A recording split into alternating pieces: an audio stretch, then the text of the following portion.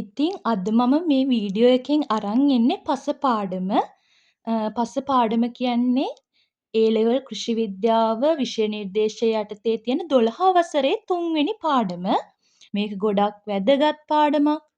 ලකුණු වැඩිපුර ගන්න පුළුවන් පාඩමක්. සහ ටිකක් දිග පාඩමක් නමුත් ලේසි පාඩමක්. මේක ප්‍රැක්ටිකල් විදියට මතක තියාගත්තොත් අපිට MCQ ව්‍යුහගත රචනා වගේම එසේස් හරිම ලේසියෙන් ලියන්න පුළුවන්. ඒ වගේම නිර්වචන මේ පාඩමෙන් ගොඩක් තියෙනවා. අද අපි ඒ ටික පස පාඩම MCQ වලින් මතක තියාගමු. MCQ ගත්තාම මේ MCQ past papers MCQ සේරම තියෙන්නේ. එතකොට එකින් එක විවරණයක් එක්ක මම කතා කරනවා. පස පාඩම ගොඩක් ලකුණු ගන්න පුළුවන්, ලේසියෙන් ලකුණු ගන්න පුළුවන්. ඒ වගේම දැන් පස පාඩම් වගේම ශාක ප්‍රචාරණය, සත්ත්ව පාලනය සහ පලිබෝධ පාඩම. ඔය පාඩම් 4 ගොඩක් වැදගත් වුණා මට ඒකක් ගන්න. ඒ නිසා තමයි මම අද පස පාඩම කතා කරන්නත් හිතුවේ. කෘෂි විද්‍යාව ඒ ලෙවල් විෂය නිර්දේශයේ තියෙන වැදගත්ම පාඩමක් සහ මේක මත පදනම් වෙනවා 4 වෙනි පාඩම සහ 5 වෙනි පාඩම වගේ පාඩම්. 4 වෙනි පාඩම ශාක පෝෂණය, 5 වෙනි පාඩම බිම් සැකසීම. ඉතින් අපි මේ පාඩම අද කතා කරලා මතක් කරගමු. නංගිලා මල්ලාට මේක උදව්වක් වෙයි කියලා හිතනවා මම. ඉතින් පාෂාණවල භෞතික ජීර්ණය සිදුවන්නේ කියලා පළවෙනි ප්‍රශ්නේ අහලා තියෙනවා. මේක 2023-24 A level MCQ එකක්. ඔයාලා මට කලින් මං උත්තරේ කියන්න කලින් හිතලා බලලා පුළුවන් නම් තර්ක කරලා උත්තරේ ගන්න. උත්තරේ ගත්ත විදිය ගැන හිතන්න. මේ ප්‍රශ්නේ කියවන්න මං උත්තරේ කියලා විවරණය දෙන්න කලින්. ඉතින් අපි පළවෙනි ප්‍රශ්නෙට යමු. පාෂාණවල භෞතික ජීර්ණය සිදුවන්නේ කියලානේ අහලා තියෙන්නේ. එතකොට උත්තර ටිකකුත් දීලා තියෙනවා. අපි ඉස්සෙල්ලාම පාෂාණවල භෞතික ජීර්ණය කියන්නේ මොකද්ද? පාෂාණ කියන්නේ මොකද්ද? ඒ ටික ගැන කතා කරලා එමු.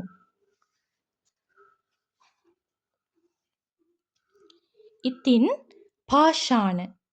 පාෂාණ මාතෘ ද්‍රව්‍ය බවට පත් වෙනවා. මේ තියෙන්නේ පාෂාණ මාතෘ ද්‍රව්‍ය බවට පත් වෙනවා. ඒවා පස බවට පත් වෙනවා. හරිද? එතකොට පාෂාණ මාතෘ ද්‍රව්‍ය බවට පත් වෙන්නේ පාෂාණ ජීර්ණය කියන ක්‍රියාවලිය මගින්. මාතෘ ද්‍රව්‍ය පාංශු ජනනය මගින් පස බවට පත් වෙනවා.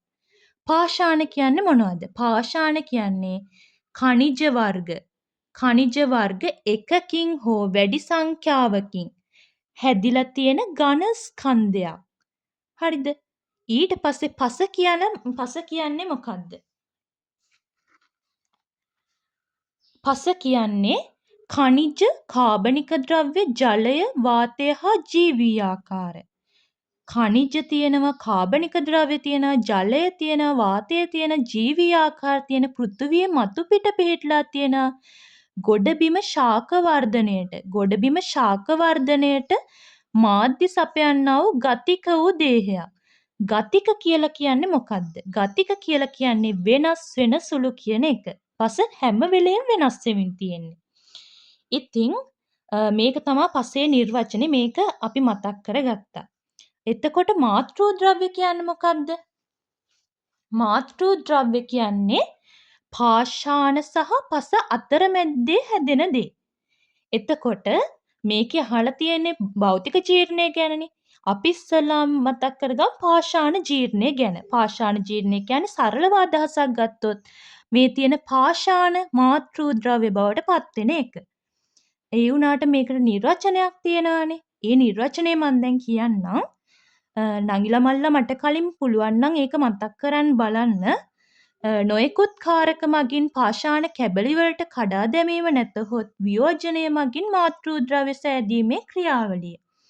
පාෂාණ ජීර්ණය කොටස් 3කින් සිද්ධ වෙනවා. ඒ කියන්නේ ආකාර 3කින් සිද්ධ වෙනවා. ඒවා තමයි භෞතික ජීර්ණය, රසායනික ජීර්ණය සහ ජෛවීය ජීර්ණය. භෞතික ජීර්ණය ගැන මේ ප්‍රශ්නේ අහලා තිබ්බේ නිසා මම භෞතික ජීර්ණය ගැන වැඩිපුර කතා කරන්නම්. භෞතික ජීර්ණය කියන්නේ මොකද්ද? භෞතික ජීර්ණයේදී වෙන්නේ මොකද්ද? භෞතික ජීර්ණයේදී රසායනික සංයුතිය පාෂාණයේ රසායනික සංයුතිය නියතව තියෙනවා. ඒ කියන්නේ රසායනික සංයුතියට වෙනසක් වෙන්නේ නැහැ. පාෂාණය මත විවිධ බලයන් ක්‍රියා කරලා පාෂාණය කැබලි බවට පත්වීම තමයි භෞතික ජීර්ණයේදී සිද්ධ වෙන්නේ. හරිද? නිවර්තන කලාපයේ තියෙන රටවල් වල භෞතික ජීර්ණයේ ගොඩක් දක්නට ලැබෙනවා. භෞතික ජීර්ණයේ පළවෙනියට මම ලියලා තියෙන්නේ උෂ්ණත්ව වෙනස් වීම. උෂ්ණත්ව වෙනස් වීම තමයි නිවර්තන කලාපයේ රටවල් වල පාෂාණ ජීර්ණයට ගොඩක්ම බලපාන්නේ. එතකොට අපි ඉස්සෙල්ලාම එකින් එක කතා කරමු. උෂ්ණත්වයේ වෙනස් වීම ගැන ඉස්සෙල්ලාම කතා කරමු. උෂ්ණත්වයේ වෙනස් වීම යටතේ කතා කරන්න තියෙන්නේ පාෂාණ හැදිලා තියෙන්නේ ඛනිජ වලින්නේ. ඛනිජ වර්ග එකකින් හෝ කිහිපයකින් සමන්විත තද ස්කන්ධය වලටනේ පාෂාණ කියන්නේ. එතකොට මේ පාෂාණවල තියෙන ඛනිජ දිවා කාලයේදී උෂ්ණත්වය වැඩි. එතකොට මේ ඛනිජ ප්‍රසාරණය වෙනවා. හරිද? මේ ඛනිජ ප්‍රසාරණය වෙනවා. එතකොට මේ ඛනිජ ප්‍රසාරණය වෙලා රත් වෙලා උෂ්ණත්වය වැඩි වෙලා තියෙන අවස්ථාවක වර්ෂාවක් වැටුණොත් වර්ෂාවක් මේ මතට වැටුණොත් සංකෝචනය වෙලා මේවා පුපුරලා යනවා. හරිද? එතකොට උෂ්ණත්වය වෙනස් වීම කියලා කියන්නේ මේක. මේක තමයි නිවර්තන කලාපීය රටවල් වල පාෂාණ ජීර්ණය සිදුවන ප්‍රධානම ක්‍රමය. ඒකෙදි ඇතිවෙන්නේ ක්ෂණිකව සංකෝචනය වෙලා ඒ ආතතිය නිසා තමයි පාෂාණ ජීර්ණය වෙන්නේ. මේක සිද්ධ වෙන්නේ. එතකොට දෙවෙනි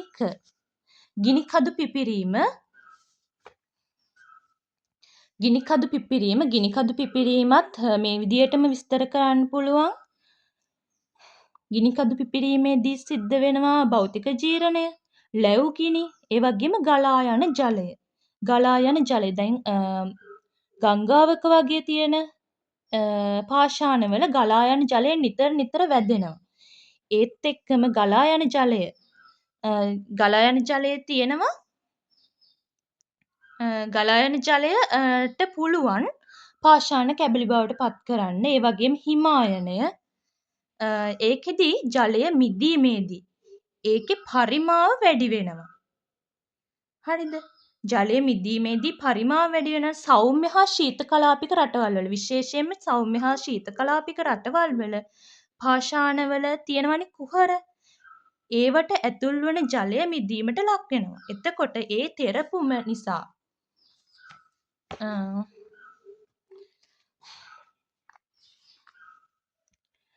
දැන් සෞම්‍ය හා ශීත කලාපික රටවල් වල පාෂාණ තියෙනවානේ. පාෂාණවල මෙහෙම කුහරයක් තියෙනවා කියන්නකෝ. මේවට ජලය පිරෙනවා. මේ තියෙන ජලය. ඒ වුණාට ශීත කාලවලදී මේවා අයිස් බවට පත් වෙනවානේ. හිමායනය කියන්නේ. ජලය මිදෙනවා. ජලය මිදෙද්දී ඒකේ පරිමාව වැඩි වෙලා ප්‍රසාරණය වෙනවා. එතකොට මොකද්ද වෙන්නේ? මේවා පුපුරලා යන්න හේතු වෙනවා. හරිද? එතකොට මේවා පුපුරලා යන්න හේතු වෙනවා. ඒ වගේම රැලි ක්‍රියා සුලග ගත්තොත් කාන්තාරවල වගේ පාෂාණ ජීර්ණය වෙන්න ගොඩක් වැදගත් වෙනවා.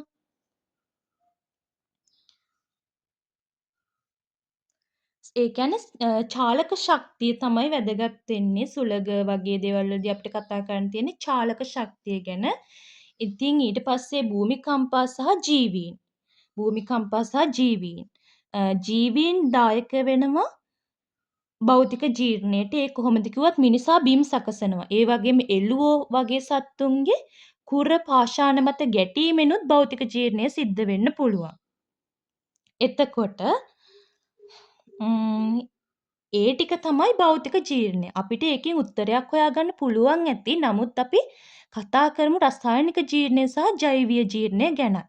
රසායනික ජීර්ණය ආකාර 5ක් යටතේ තමයි සිද්ධ වෙන්නේ.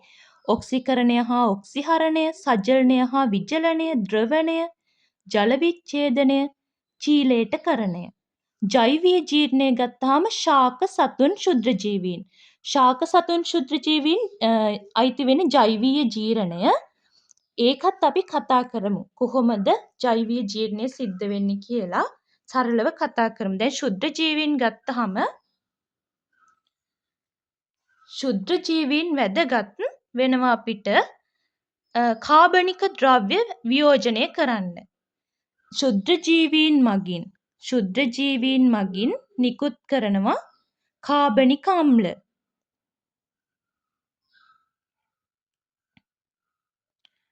මේ කාබනික අම්ල හේතු වෙනවා කාබනික ද්‍රව්‍ය වගේ දේවල්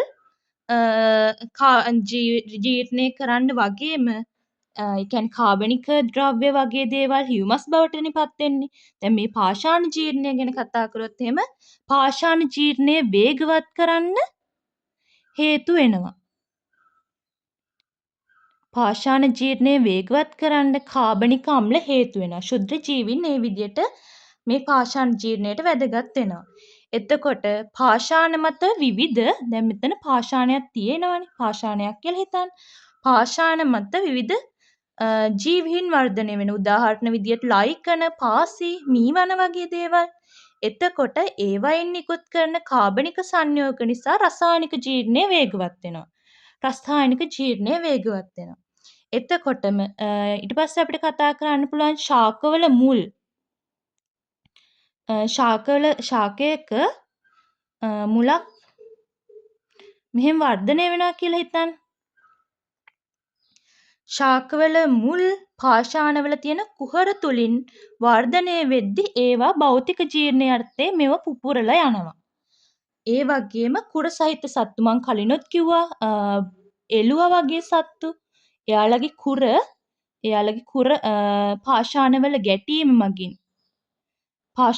ගැටීම මගින් ඒවා භෞතික ජීර්ණයට ලක් වෙනවා. ඒ වගේම මිනිසාගේ විවිධ ක්‍රියා බිම් සැකසීම් වගේ ක්‍රියා එහෙමත් ගන්න පුළුවන් මිනිස්සුන්ගේ විවිධ ක්‍රියා විදියට. එතකොට ජෛවීය ජීර්ණය ගැනත් කතා කරා. දැන් නංගිල මල්ලා බලන්න ඔයාලට උත්තරයක් හිතා ගන්න පුළුවන්ද කියලා. ආම්ලික තත්ත්වය යටතේ කොරල්පර දියවන විටය. ඒක භෞතික ජීර්ණය යටතේ දෙන්නේ. හිතන්න ඊට පස්සේ රළ වැදීමෙන් වෙරළ ආශ්‍රිත ගල්පර කුඩා කැබලි වලට කැඩී යන විටය. ඒක තමයි උත්තරේ. අපි අනික් ඒවත් කියවලා බලමු. අම්ල වැසි නිසා ප්‍රතිමා දිය වී යන විටය. ඒක අයිති වෙන්න ඕනේ අම්ල වැසි නිසා ප්‍රතිමා දිය වී යාම. ඒක භෞතික ජීර්ණය යටතේ එන එකක් නෙවෙයි. ඒක අයිති වෙන්න ඕනේ රසායනික ජීර්ණයට. ගැඩවිලන් විසින් පසේ ගුල් හාරන විටය. ඒක ගන්න වෙන්නේ අපිට ජෛවීය ජීර්ණයට. ගැඩවිලන්නේ. ඊට පස්සේ පාෂාණවල ඇති ජල ද්‍රාව්‍ය කොටස් ඇසි ජලයේ දියවෙන විටය. ඒක ගන්න බැහැ භෞතික ජීර්ණයට. එතකොට මේ ප්‍රශ්නයේ උත්තරේ විදියට ගන්න වෙන්නේ රළ වැදීමෙන් වෙරළ ආශ්‍රිත ගල්පර කුඩා කැබලි වලට කැඩී යන විටය. මම ඒක කතා කරා මේකෙදි. මේ බලන්න රැලි ක්‍රියා භෞතික ජීර්ණය සිද්ධ වෙන එක ආකාරයක් එක ක්‍රමයක් තමයි රැලි ක්‍රියා කියලා කියන්නේ. එතකොට මං හිතනවා මේ MCQ එක පැහැදිලි වෙන්න ඇති කියලා. එතකොට 2023-24 A level MCQ එකක් මේ තියෙන්නේ. මේකට පිළිතුර තමයි 2. ඊළඟට දෙවෙනි ප්‍රශ්නේ. පසෙහි වෙසෙන නයිට්‍රජන් තිර කරන සහජීවන සයනොබැක්ටීරියාවක් වන්නේ. එතකොට A level bio කරන නංගිල මල්ලිලා ඉන්නවා නම් මේ වීඩියෝ එක බලනවා නම් ඔයාලට මේක ටිකක් ගැඹුරින් තියෙනවා. 9 වෙනි පාඩමේ බයෝ 9 වෙනි පාඩම ශුද්‍ර ජීව විද්‍යාව පාඩම යටතේ මේ ටික කතා කරමු. මේ පාඩම මේ ප්‍රශ්නේ ගත්තාම පස පාඩම වගේම ශාක පෝෂණය පාඩම එක්ක සම්බන්ධ වෙලා යන්නේ. මම උත්තරේ දෙන්න කලින් නංගිල මල්ලිලා මේ ප්‍රශ්නේ කියෝලා උත්තරයක් ගන්න බලන්න හිතන්න බලන්න.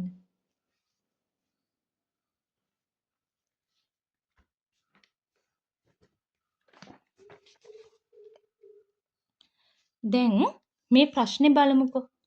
පසෙහි වෙසෙන නයිට්‍රජන් තිර කරන සහජීවන සයනොබැක්ටීරියාවක් වන්නේ. හරිද? එතකොට නයිට්‍රජන් තිර කිරීම. නයිට්‍රජන් තිර කිරීම කියන්නේ මොකක්ද? නයිට්‍රජන් වායුව ඇමෝනීය සංඝටක බවට පත්වීම. හරිද? නයිට්‍රජන් වායුව ඇමෝනිය සංඝටක බවට පත්වීමට අපි කියනවා නයිට්‍රජන් තිර කිරීම කියලා. නයිට්‍රජන් තිර කරන ප්‍රධාන ආකාර දෙකක් ඉන්නවා. ඒ බැක්ටීරියා සහ නීල හරිත ඇල්ගි. බැක්ටීරියා සහ නීල හරිත ඇල්ගි. අපි මුලින්ම කතා කරමු බැක්ටීරියා ගැන. බැක්ටීරියා ගත්තොත් එහෙම නිදලිවාසී සහ සහජීවී කියලා ආකාර දෙකයි. නිදලිවාසී බැක්ටීරියා ගත්තොත් එයාලා ඉන්නේ මූලගෝලයේ. ඒ කියන්නේ එයාලා නිදහසේ ඉන්නේ. මූලගෝලය කියන්නේ මොකක්ද කිව්වොත් එහෙම ශාක මුල් ආසන්නයේ පවතින පරිසරය. නිදහසේ එයාලා ඉන්නවා. හරිද? එතකොට සහජීවී නයිට්‍රජන් තිර කරන බැක්ටීරියා ඉන්නේ රනිල භෝගවල මුල්වල. ඒ කියන්නේ මූල මණ්ඩලයේ තමයි යාලා ඉන්නේ. රනිල භෝග කියන්නේ සෝයා බෝංචි ඒ වගේ දේවල්. එතකොට නයිට්‍රජන් තිර කරන නිදලිවාසී බැක්ටීරියා ගත්තොත් එහෙම ඒවට උදාහරණ විදියට ඇසොටෝබැක්ටර්, ක්ලොස්ට්‍රීඩියම් විද්‍යාත්මක නාම ලියද්දි අනිවාර්යෙන් අතින් ලියද්දි මෙහෙම යටින් ඉරි අදින්න ඕනේ. අනිවාර්යෙන් ස්පෙලිංස් හරියටම ලියන්න ඕනේ විද්‍යාත්මක නාම ලියද්දි. ඒ විද්‍යාත්මක නාම print කරද්දී ඉංග්‍රීසි අලාකුරින් ඒ වගේ මේකෙදි මේ බලන්න මුල් අකුර කැපිටල් තියෙන්න ඕනේ. C වගේ ඒවා ලියද්දී ටිකක් ලොකුවට ලියන්න අනික් අකුරු වලට වඩා විද්‍යාත්මක නාම ලියද්දී. ඇසටෝබැක්ටර් ස්වායුකයි. ආයි පාඩමට ආවොත් ඇසටෝබැක්ටර් ස්වායුකයි. ක්ලොස්ට්‍රීඩියම් නිර්වායුකයි. ක්ලෝස් කියන්නේ නිමා කරනවා කියන එකනේ. එතකොට ක්ලොස්ට්‍රීඩියම් නිර්වායුකයි. නිකන් මතක තියාගන්න විදියක් කිව්වේ. එතකොට රයිසෝබියම්. රයිසෝබියම් ගැන චූටි කාලේ ඉඳන් අහලා තියෙනවා. රයිසෝබියම් පොඩි කාලෙදිත් හම්බෙලා තියෙනවා. රන්ලභෝගවල මූල මණ්ඩලයේ ඉන්න රයිසෝබියම් කියන බැක්ටීරියාව සහජීවී නයිට්‍රජන් තිර කරන එක්කෙනෙක් කියලා. එතකොට ඇසෝස්පිරිල්ලුම් තෘණ කුලයේ පොඒසියේ කුලය කුල ටික A-level කෘෂි විද්‍යාව යටතේ මං හිතන විදියට මම දන්න විදියට මට හම්බුන්නේ නැහැ. ඒ වුණාට O-level කෘෂි විද්‍යාවවල තියෙනවා තෘණ කුලය, කුකබිටේසියේ කුලය ඒ වගේ කුල ගැන කතා කරලා තියෙනවා. A-level කෘෂි විද්‍යාව යටතේ නම් කතා කරන්නේ නැහැ ඒ ටික. ඇසෝස්පිරිල්ලුම් තෘණ කුලයේ ශාකවල මුල්වල තමයි සහජීව වෙසමින් නයිට්‍රජන් තිර කරන්නේ. එතකොට ඒ ටික මේ ටික මතක තියාගන්න. මේකෙන් මම දැක්ක කීප සැරයක්ම MCQ අහලා තියෙනවා. මේ පාඩම පස පාඩම එක මම කතා කරත් මේක ශාක පෝෂණයේ පාඩම එක්ක සම්බන්ධ වෙලා යන්නේ. මේ ප්‍රශ්නේ නයිට්‍රජන් තිර කරන නීල හරිත ඇල්ගි. මම කිව්වා ආකාර දෙකයි කියලා. බැක්ටීරියා ගැන කතා කරා. බැක්ටීරියාත් ආකාර දෙකක් තිබ්බා. නිදලිවාසී සහ සහජීවී කියලා. නිදලිවාසී ආකාර දෙකක් කතා කරා. ඇසටෝබැක්ටර් සහ ක්ලොස්ට්‍රීඩියම්. ඇසටෝබැක්ටර් ස්වායුකයි, ක්ලොස්ට්‍රීඩියම් නිර්වායුකයි. ඒ වගේම සහජීවී නයිට්‍රජන් තිර කරන බැක්ටීරියා අපි උදාහරණ දෙකක් කතා කරා. රයිසෝබියම් සහ ඇසෝස්පිරිල්ලම් කියලා. ඇසෝස්පිරිල්ලම් තෘණ කුලයේ ශාකවල මූල මණ්ඩලයේ සහජීවී වෙසෙනවා. ඒ වගේම රයිසෝබියම් රනිල ශාකවල මූල මණ්ඩලයේ සහජීවී වෙසමින් නයිට්‍රජන් තිර කරනවා. එතකොට නයිට්‍රජන් තිර කරන නීල හරිත ඇල්ගී ආකාර, නිදහස් ආකාර සහ සහජීවී ආකාර කියලා බැක්ටීරියා වගේම එයාලත් ආකාර දෙකකට බෙදෙනවා. නිදහස් ආකාර නොස්ටෝ. මේ බලන්න. ඔයාලට මතක තියාගන්න චුට්ටක් ලේසි වෙන ඒවා. නිදහස් ආකාර N නොස්ටෝ. හරිද? ඊට සහජීවී ආකාර ඇනබීනා. ඇනබීනා සහජීවීව වෙසෙන්නේ කාත් එක්කද? ඇනබීනා සහජීවීව වෙසෙන්නේ ඇසොල්ලා. මේක ඇසොල්ලා කියන්නේ ජලයේ පාවෙන පර්ණාංගයක්.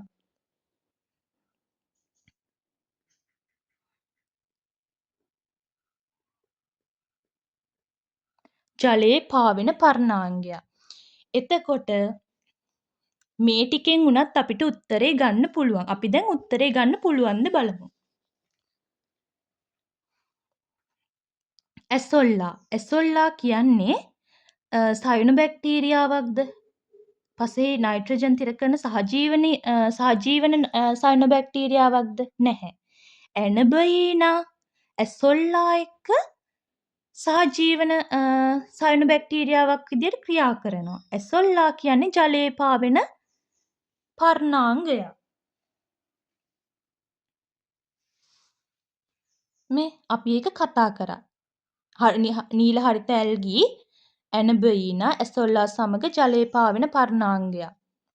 සහජීවී ආකාර. එතකොටම අපිට උත්තරේ හම්බුණා. ඒත් අපි අනික් උත්තර ගැනත් කතා කරමු. ඇනබීනා තමයි මේකට උත්තරේ.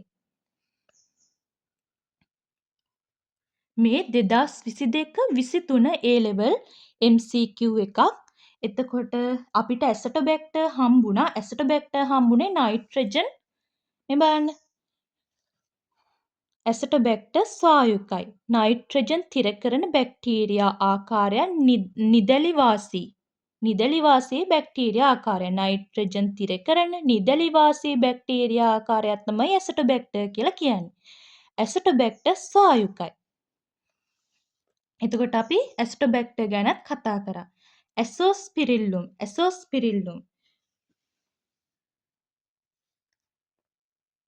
ඇසෝස්පිරිල්ලුම් ගැනත් අපි කතා කරා. නයිට්‍රජන් තිර කරන බැක්ටීරියාවක්. ඒ වුණාට සහජීවී නයිට්‍රජන් තිර කරන බැක්ටීරියාවක් ඇසෝස්පිරිල්ලුම්. හැබැයි මේ ප්‍රශ්නේ අහන්නේ සයනොබැක්ටීරියා කියලානේ. මේක සයනොබැක්ටීරියාවක් නෙවෙයි. ඇසෝස්පිරිල්ලුම් කියන්නේ. ඇස්පර්ජිලස්. අපි ඇස්පර්ජිලස් ගැන නම් කතා කරේ නැහැ. මේක මේ ටික එන්නේ මෙතන මම විවරණේ ලියලා තියෙනවා. පොස්පරස් ද්‍රාව්‍යතාව වැඩි කරන ජෛව පොහොර කියලා කොටසක් තියෙනවා ශාක පෝෂණයේ පාඩමේ. ඒක යටතේ පොස්පරස් ද්‍රාව්‍යතාව වැඩි කරන ජෛව පොහොර ආකාර දෙකකට බෙදෙනවා. බැක්ටීරියා සහ දිලීර කියලා. එතකොට බැක්ටීරියා යටතේ බැසිලස් සියුඩොමොනාස් සහ දිලීර යටතේ පෙනිසිලියම් සහ ඇස්පර්ජිලස් ගැන කතා කරනවා. එතකොට ඇස්පර්ජිලස් කියන්නේ මොකක්ද? පොස්පරස් ද්‍රාව්‍යතාවය වැඩි කරන ජෛව පොහොරක්. ඒක දිලීරයක්. මේක ඇස්පර්ජිලස් කියන්නේ දිලීරයක්. අපි දැන් මේ ප්‍රශ්නෙටත් උත්තරේ හොයාගත්තා. ඇනබීනා කියන්නේ පසෙහි වෙසෙන නයිට්‍රජන් තිර කරන සහජීවන සයනොබැක්ටීරියාවක්. මම හිතනවා ඔයාලට පැහැදිලි වෙන්නේ නැති කියලා. අපැහැදිලි තැනක් තිබ්බොත් කමෙන්ට් එකක් දාන්න. මං පුළුවන් විදියට උත්තරයක් දෙන්න. එතකොට අපි යන් තුන්වෙනි ප්‍රශ්නේ. පසෙහි ගුණාංග සමහරක් පහත ලයිස්තුගත කර ඇත. පාංශු pH, පාංශු තෙතමනය, පාංශු වාතනය, පාංශු උෂ්ණත්වය.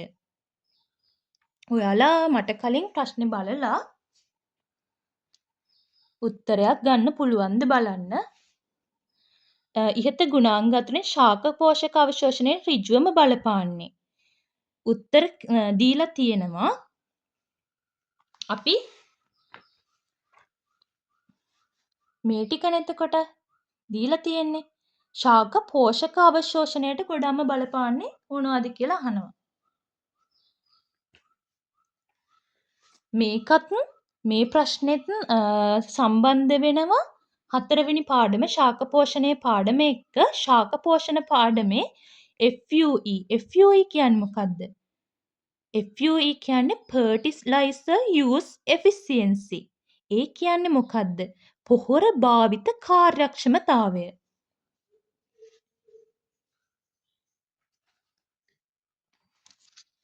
පොහොර භාවිත කාර්යක්ෂමතාවය කියලා කියන්නේ භෝගයකට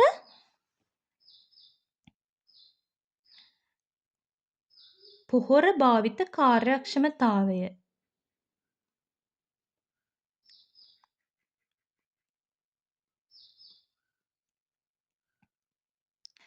භෝගයකට පෝෂක ලෙස භෝගයකට පෝෂක ලෙස යෙදූ පොහොර ප්‍රමාණයෙන් ශාකය අවශෝෂණය කරපු පෝෂක ප්‍රමාණය ප්‍රතිශතයක් ලෙස දැක්වීම. මේක සමීකරණයකින් ගත්තොත් අපිට මේ විදිහට ගන්න පුළුවන්. පොහොර භාවිත කාර්යක්ෂමතාවය සමානයි භෝගයකට පොහොර ලෙස යෙදූ පෝෂක ප්‍රමාණය ශාකය අවශෝෂණය කළ පෝෂක ප්‍රමාණයෙන් වැඩි කරනවා 100%න් ප්‍රතිශතයක් ලෙස දැක්වීම සඳහා. එතකොට මේක පෝෂක අවශෝෂණයට බලපාන ප්‍රධාන සාධක 5ක් තියෙනවා. අපි ඒ 5 ගැන කතා කරමු. පළවෙනි එක භෝග සාධක. දැන් භෝගයකට පෝෂක අවශෝෂණය කරගන්න නම් භෝග වර්ගය, වර්ධක අවධිය සහ මූලමණ්ඩල කලාපයේ ගැඹුර. දැන් වර්ධක අවධිය ගත්තොත් එහෙම මල් පිපෙන අවස්ථාවේදී දාන්නේ එක පොහොරක්. වර්ධනය වෙන ශාකය හොඳින් වර්ධනය වෙන්න අවශ්‍යයි නම් අපි දාන්නේ නයිට්‍රජන් පොහොර. ඒ විදිහට තමයි මේකෙදි කතා කරන්නේ. ඒ වගේම භෝග වර්ගය මත පදනම් වෙලා තමයි අපි පෝෂක යොදන්න ඕනේ. ඒ වගේම මූලමණ්ඩල කලාපයේ ගැඹුර. මූලමණ්ඩල වලින්නේ පෝෂක අවශෝෂණය කරගන්න ඕනේ. ඒ නිසා තමයි ඒක ගැන හිතන්න ඕනේ. එතකොට අපි දෙවෙනි සාධකයට යන් දේශගුණික සාධක. වර්ෂාව වැඩි වුණොත්, උෂ්ණත්වය වැඩි වුණොත්, සුළඟ වැඩි වුණොත් මේ දේවල් දැන් අපි කොයි වෙලාවකවත් අපි ඒ කියන්නේ වැස්ස ගැන හිතලානේ අපි පොහොර දාන්නේ. එතකොට වර්ෂාව වැඩි නම් දාපු පොහොර සෝදගෙන යනවා. මේ ශාකයට අවශෝෂණය කරගන්න අමාරුයි. අපි දාපු පොහොර ටික. එතකොට පොහොර භාවිත කාර්යක්ෂමතාවය අඩු වෙනවා. උෂ්ණත්වයත් එහෙමයි සුළඟ මගින් පෝෂක දැන් පත්‍ර වලට පෝෂක ඉසිනවා නම් එහෙම සුළඟ වැඩි අවස්ථාවක ඉස්සොත් එහෙම ඒක සුළඟ සමග ගසාගෙන යනවා. එතකොට අවශෝෂණය කරගන්න බැහැ ශාකවලට. පාංශු සාධක. පාංශු සාධක. මෙතනින් තමයි තුන්වෙනි පාඩමත් එක්ක සම්බන්ධ වෙන්නේ. එතකොට පාංශු සාධක යටතේ ජල ප්‍රමාණය, පාංශු වාතනය, pH අගය, CEC, වයනය, ව්‍යුහය. මං හිතනවා මේවා මතක ඇති කියලා. මම මේ වීඩියෝ එකේම ඉස්සරහට මේ ටිකත් මතක් කරනවා. ඒ වගේම පොහොරවල ලක්ෂණ. සාමාන්‍යයෙන් ශාකයකට පෝෂක දෙද්දී පෝෂක අවශෝෂණය වෙන්න ඒ ශාකයට අවශ්‍ය පෝෂක සියල්ල සපයන්න ඕනේ. ඒ වගේම අවශෝෂණය කරන්න පුළුවන් ස්වරූපයෙන් සපයන්න ඕනේ. ශාක පෝෂක අවශෝෂණය කරන්නේ ද්‍රව්‍ය ස්වරූපයෙන්. ඒ නිසා තමයි අපි පොහොර යොදලා වතුර අවශ්‍ය ප්‍රමාණයට තියෙන්න ඕනේ. ඒ වගේම දැන් භාවිත කරන ආකාරය තමයි පස්වෙනි කරුණ. එතකොට භාවිත කරන ආකාරය ගැන ගත්තහම පස ශේෂ්ත්‍රධාරිතාවයේ තියෙනවා. ඒ වගේම පස සකස් කරලා පොහොර භාවිතා කරොත් භෝගයට ලේසියෙන්ම පෝෂක අවශෝෂණය කරගන්න පුළුවන්. එතකොට පොහොර භාවිත කාර්යක්ෂමතාවය වැඩි වෙනවා.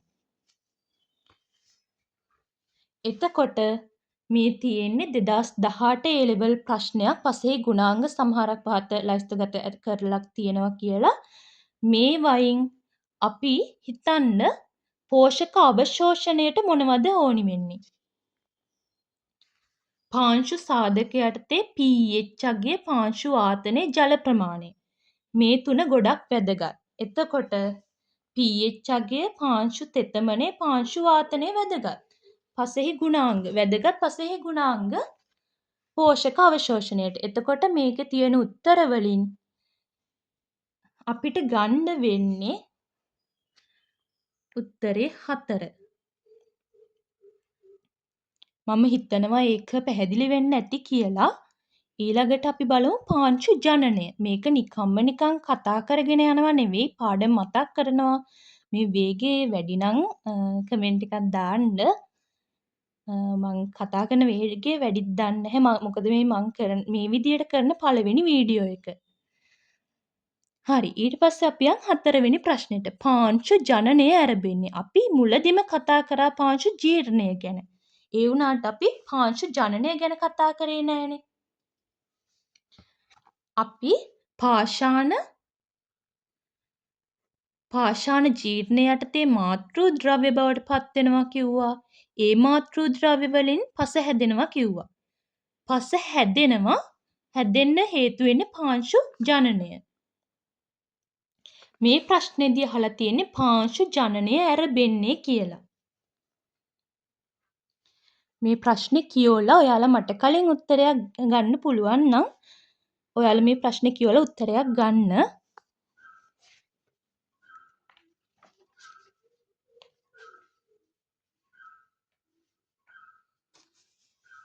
මේකෙදි මම කතා කරන්න යන්නේ පාංශු පැතිකඩ, දර්ශීය පාංශු පැතිකඩ ගැන. එතකොට මම මෙහිම ඇදගෙන තියෙනවා මේ තියෙන්නේ සංක්‍රමණ කලාපයන්. ඒ කියන්නේ කලාප දෙකක් මිශ්‍ර වෙන්නේ මේ ඒ වගේ සංක්‍රමණ කලාප මෙතන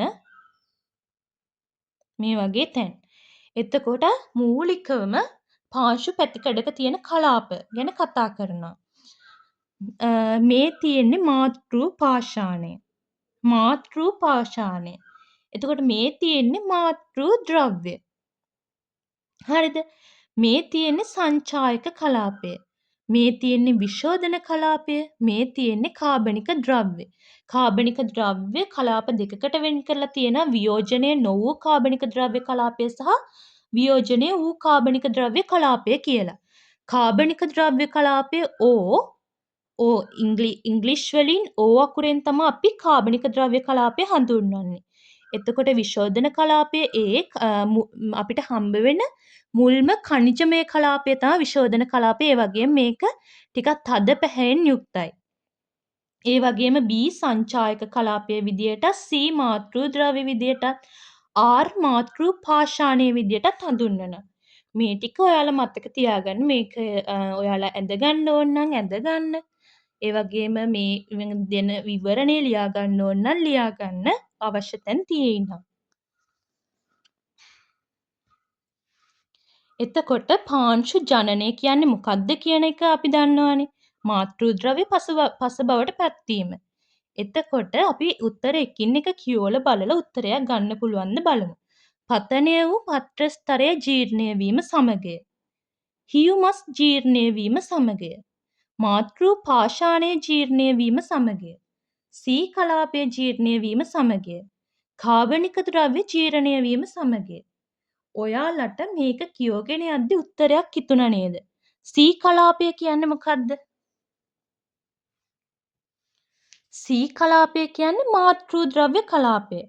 අපි පාංශු ජනනය කියලා කියන්නේ මාතෘ ද්‍රව්‍ය පස බවට පත්වීම. මේ මාතෘ ද්‍රව්‍ය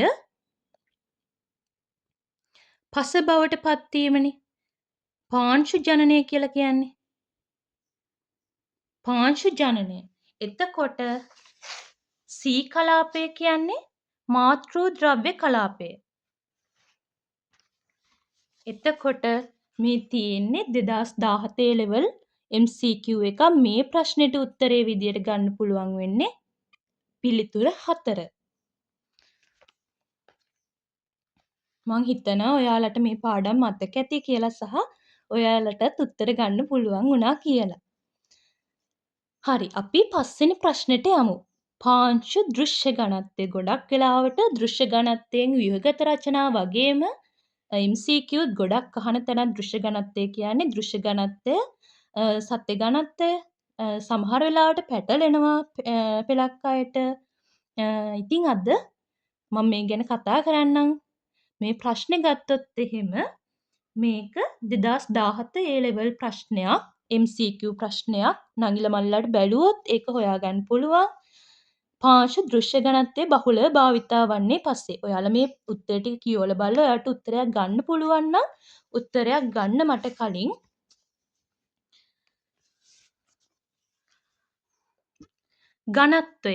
ඝනත්වය කියන එක අපිට පොඩි කාලෙදිම 6 වසරේදී වගේ හම්බ වෙනවනේ. නේද මේක?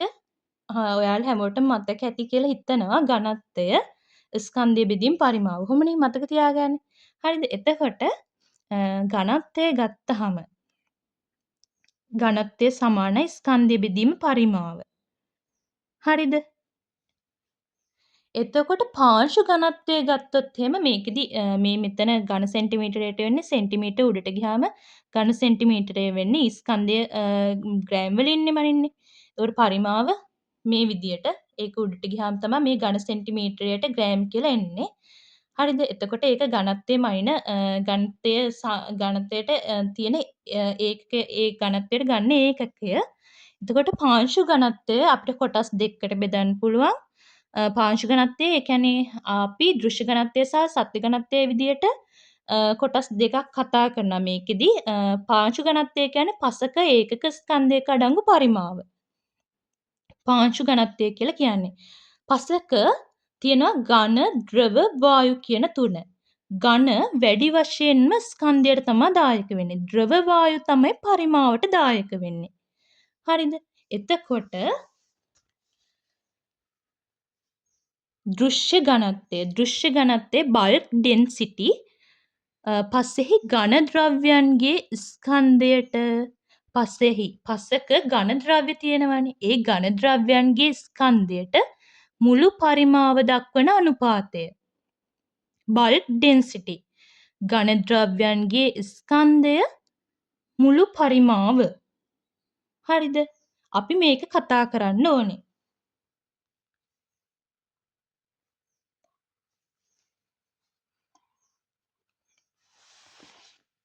ඒ වගේම විශේෂයෙන්ම අහන තැන් දෙකක් තමයි මේ දෙක. බිම් සැකසීම සහ පසට කාබනික ද්‍රව්‍ය යෙදීම ගැන. දෘශ්‍ය ඝනත්වයේ බිම් සැකසීම සිද්ධ කළාම සහ පසට කාබනික ද්‍රව්‍ය යෙදුවහම මොකද වෙන්නේ දෘශ්‍ය ඝනත්වයට? දෘශ්‍ය ඝනත්වය අඩුවීම තමයි වෙන්නේ. ඒ කොහොමද කියලාත් මම කතා කරන්නම්. දැන් කාබනික ද්‍රව්‍ය දානවා කියන්නකෝ. දැන් මෙහෙම පසක් තියෙනවා. මෙහෙම නිකන් සරලව හිතන්න මෙහෙම පසක් තියෙනවානේ. මෙහෙම පසක් තියෙනවා.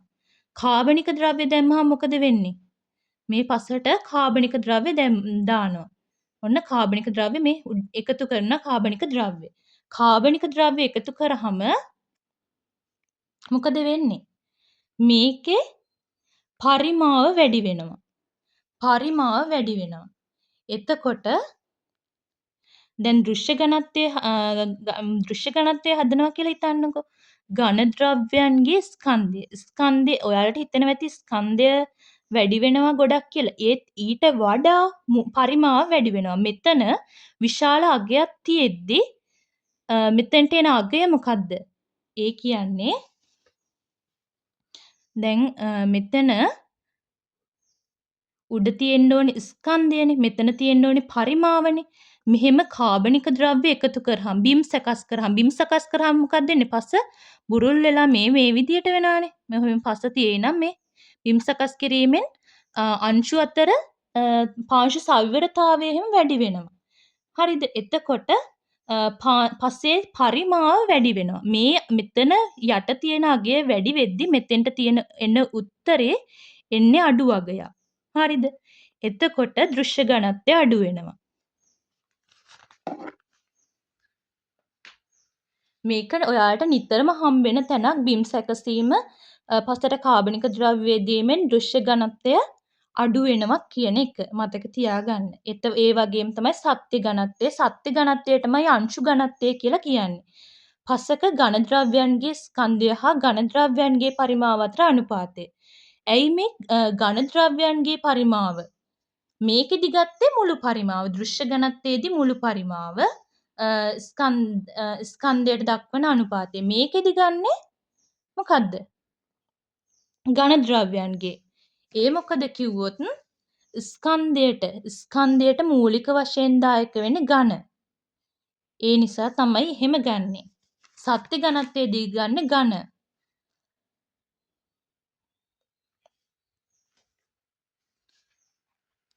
සත්‍ය ඝනත්වය ගත්තොත් එහෙම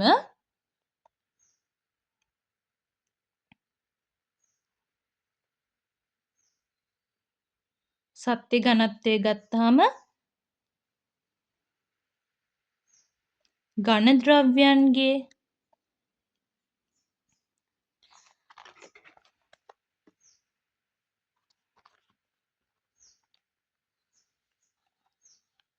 මුළු ස්කන්ධයට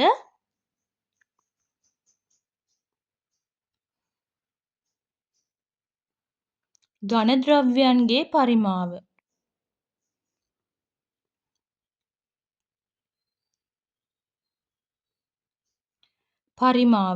දක්වන අනුපාතය. ඒ විදියට තමයි අපි සත්‍ය ඝනත්වය ගන්නේ සත්‍ය ඝනත්වය වගේම දෘශ්‍ය ඝනත්වය. දෘශ්‍ය ඝනත්වය ගොඩාක් තැන්වල මම දැකලා තියෙනවා ප්‍රශ්න අහනවා. අපි මේ කතා කරේ අ 2000 මේ ප්‍රශ්නේ 2017 A level ප්‍රශ්නයක්. එතකොට තව මේකෙදී මේ පාංශු අයනය සවිවරතාවයේ ව්‍යුහය කියන දේවල් ගැනත් කතා කරන්න දෘශ්‍ය ඝනත්වය කියන එක තමයි මම ඉස්සෙල්ලාම හැඳින්වුවේ. එතකොට වයනය. වයනය ගත්තාම වයනය කියන්නේ මොකක්ද? ඔයාලට මතක ඇති. හරිද? වයනය කියන්නේ ඔයාලා මට කලින් මතක් කරන්න නිර්වචනය මතක් කරන්න. පාංශු අයනය වගේ දෙයකින් එසේ එකක් ලියනවා නම් ඔයාලට අනිවාර්යෙන් නිර්වචනය ඕනි.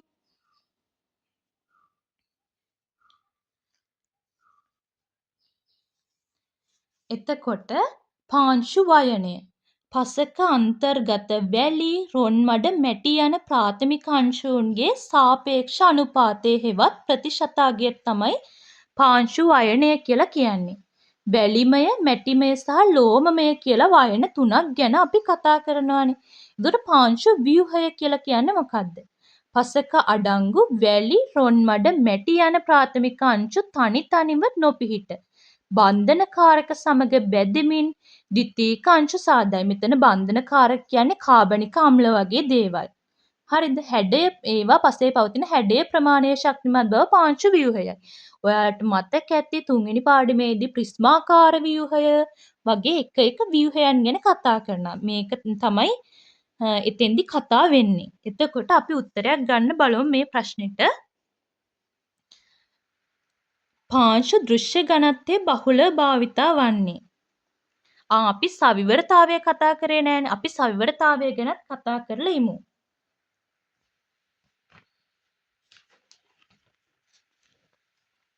පාංශු සවිවරතාවය. පාංශු සවිවරතාවය කියන්නේ පසේ මුළු පරිමාවට අවකාශ පරිමාව දක්වන අනුපාතයේ ප්‍රතිශත අගය. පාංශු සවිවරතාවය සමානයි පාසේ මුළු පරිමාව. පසේ මුළු පරිමාව කියන්නේ දැන් ඔයාලට මේක මතක ඇති. දැන් මෙහෙම පස තියනවා කියන්නකෝ. මේ තියෙන්නේ මහා අවකාශ. මේ මහා අවකාශ. මහා අවකාශවල සාමාන්‍යයෙන් තියෙන්නේ වාතය. සාමාන්‍යයෙන් තියෙන්නේ ඒ වැසි අවස්ථාවන් වල මේකට ජලය පිරෙනවා. මේ ශුද්‍ර අවකාශ අතර තමයි තියෙන්නේ ජලය. මහා අවකාශවල වාතයත් ශුද්‍ර අවකාශවල ජලයක් තියෙනවා. මේක දලව මතක තියාගන්න තමයි මේක කිව්වේ. එතකොට අවකාශවල සාමාන්‍යයෙන් තියෙන්නේ ජලය සහ වාතය. එතකොට පාංශු සවිවරතාවය ගැන කතා කරද්දී පාංශු මුළු පරිමාව අවකාශ පරිමාව මුළු පරිමාව අවකාශ පරිමාව වැඩි කිරීම 100%. මේ සමීකරණය අපිට පාංශු සවිවරතාවය සොයන්න පුළුවන්. ඒ වගේම අපිට දෘශ්‍ය ඝනත්වය ඇසුරෙනුත් පාංශු සවිවරතාවය හොයන්න පුළුවන්. මෙතන බල්ක් ඩෙන්සිටි කියන්නේ දෘශ්‍ය ඝනත්වය, ට්‍රූ ඩෙන්සිටි කියන්නේ සත්‍ය ඝනත්වය. මෙන්න මේ සමීකරණෙනුත් අපිට ගන්න පුළුවන් පාංශු සවිවරතාවය. එතකොට මේකෙදි අහන්නේ පාංශු දෘශ්‍ය ඝනත්වයේ බහුල භාවිතා වන්නේ පසේ කියලානේ. වයනය ඇස්තමේන්තු කිරීමට සවිවරතාවය ඇස්තමේන්තු කිරීමට. එහෙනම් උත්තරේ 2 සවිවරතාවය ඇස්තමේන්තු කිරීමට. මම කතා කරානේ අර පෙන්නුවානේ P සමානයි බල්ක් ඩෙන්සිටි යට මේ තියෙන්නේ. මෙන්න මේක මේ බල්ක් ඩෙන්සිටි කියන්නේ දෘශ්‍ය ඝනත්වය. දෘශ්‍ය ඝනත්වය සවිවරතාවය ඇස්තමේන්තු කිරීමට වැදගත් වෙනවා. අපි MCQ 5ක් කතා කරේ. ඔයාලට ගොඩක් වෙලා යනවා කියලා දැනෙන්නේ නැති. එහෙම වෙන්නේ විවරණයක් එක්ක කතා කරන හින්දා. පස්සට ඊට පස්සේ අපි මේ කතා කරන්නේ 6 වෙනි ප්‍රශ්නේ. අපි මේ අද කතා කරන 2017 A level ප්‍රශ්නේ. පසට කාබනික ද්‍රව්‍ය යෙදීම සමග පසේ භෞතික ගුණාංග දුර්වල වෙනවා. පසේ භෞතික ගුණාංග දුර්වල වෙනවාද? ඔයාලා මේ උත්තර ටික කියෝලා මට කලින් උත්තරයක් හිතන්න බලන්න. කැටායන හුවමාරු ධාරිතාව වැඩි වෙනවා. මං කිව්වා අපි පාංශු සාධක ගැන කතා කරද්දී කැටායන හුවමාරු ධාරිතාවය වැදගත් වෙනවා කියලා තිබ්බා පෝෂක අවශෝෂණයට. මම එතෙන්දි කැටායන හුවමාරු ධාරිතාවය ගැන කතා කරේ නැත්තේ මෙතෙන්දි අපිට හම්බ වෙන හින්දා.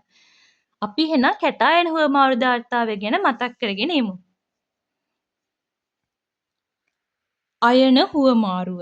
අයන හුවමාරුව ගත්තාම පාංශු ද්‍රාවණයේ ඇති අයන වර්ග හා කලිල සංකීර්ණයට බැදී ඇති අයන වර්ග අතර සිදුවන හුවමාරුව. දැන් මෙහෙම පාංශු ද්‍රාවණයේ අයන වර්ග තියෙනවා කියලා හිතන්නකෝ. දැන් මේ උදාහරණයකදී සෝඩියම් ප්ලස්. ඒ වගේම පාංශු කලිල සංකීර්ණ වලට බැදිලත් ඔන්න ඉන්නවා කියලා හිතන්නකෝ. ඔහොම මේ වගේ අයන හුවමාරුවක් තමයි වෙන්නේ.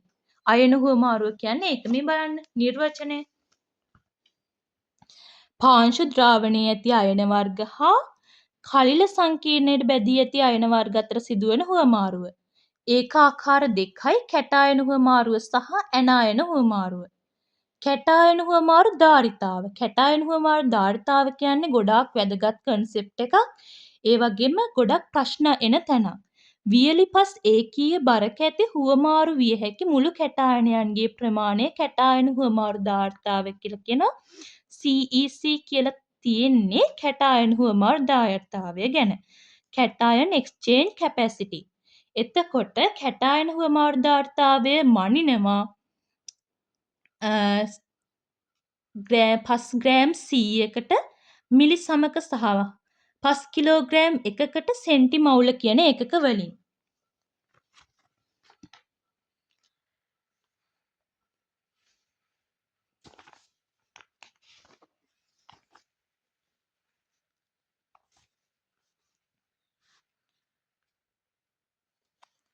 එතකොට මේකේ කැටායන හුවමාරු ධාරිතාවයට බලපාන සාධක තමයි මම සඳහන් කරලා තියෙන්නේ. පළවෙනි එක කාබනික ද්‍රව්‍ය. අපේ ප්‍රශ්නේ අහලා තිබ්බේ මොකක්ද කියනද? පසට කාබනික ද්‍රව්‍ය යෙදීම සමග මොකද්ද වෙන්නේ කියලානේ. හරිද? කාබනික ද්‍රව්‍ය යෙදෙනවා. එතකොට කාබනික ද්‍රව්‍ය යෙදෙනවා. කාබනික ද්‍රව්‍ය වැඩි වෙනවා. හරිද? පස්සේ කාබනික ද්‍රව්‍ය වැඩි වෙනවා. එතකොට මොකක්ද වෙන්නේ? හියුමස්. හියුමස් හැදෙනවානේ කාබනික ද්‍රව්‍ය වලින් හියුමස්. හියුමස් හේතු වෙනවා කැටායන හුවමාරු ධාරිතාවය වැඩි වෙන්න. හරිද? එතකොට පස්සේ අංශු මැටික් පස්සේ අංශු. ඒ කියන්නේ මැටි khනිජ වර්ගය හේතු වෙනවා. උදාහරණයක් විදිහට මොන්ට්මෝර්ලොනයිට් කියන මැටි khනිජ වර්ගයට හැකියාවක් තියෙනවා කැටායන හුවමාරු ධාරිතාවය වැඩි කරන්න. ඒ වගේම පාංශු අයනයේ පාංශු තෙතමනය සහ pH අගය. pH අගය වැදගත් වෙන විදිය ගැන කතා කරොත් එහෙම අයනවල සුලභතාවයට බලපානවානේ pH අගය ඒ වගේ. දැන් පාංශු අයනය ගත්තොත් මැටි khනිජ වර්ගය මත පදනම් වෙනවානේ. එතකොට පාංශු අයනයට අදාළ වෙනවානේ වැලි මැටි ඒ වගේ දේවල්. එතකොට මැටි තියෙන පසක කැටායන හුවමාරු ධාරිතාවය වැඩි. එතකොට මේකට ලේසියෙන් ඔයාලට උත්තරේ හොයාගන්න පුළුවන් වෙන්නේ නැති මේ 6 වෙනි ප්‍රශ්නේ කියන්නේ 2017 ප්‍රශ්නයක් මේකත් මේකට උත්තරේ පිළිතුර 2. අපි දැන් කතා කරමු 7 වෙනි ප්‍රශ්නේ. පාංශු ජනනයට බලපාන වැදගත්ම දේශගුණික සාධක වලින් එකක් වනුයේ. ඔයාලා මට කලින් උත්තරේ හොයන්න බලන්න හැම වෙලෙම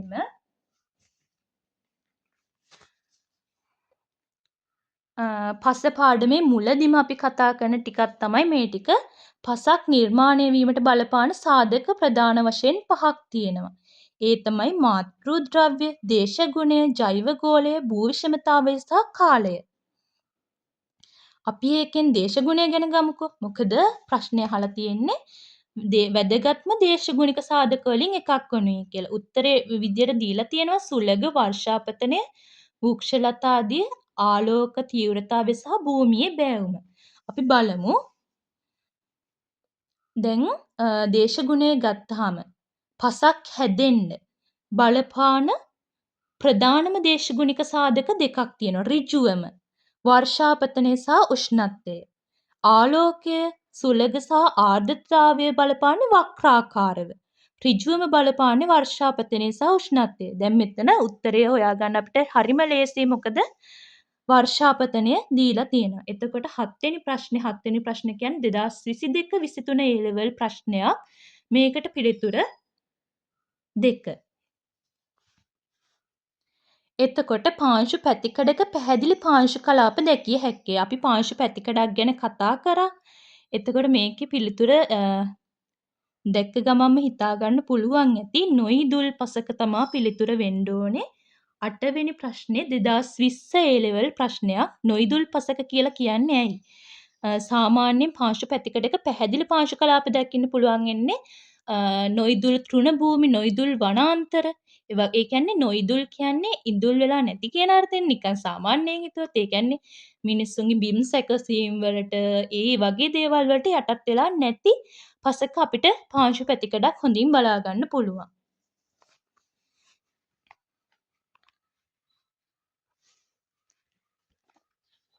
හරි. අපි 9 වෙනි ප්‍රශ්නේ බලමු. 9 වෙනි ප්‍රශ්නේ නංගිලා මල්ලිලා කියවන්න. කියවලා උත්තරයක් හොයන්න බලන්න. මේ 9 වෙනි ප්‍රශ්නේ කියන්නේ 2017 A level ප්‍රශ්නයක්.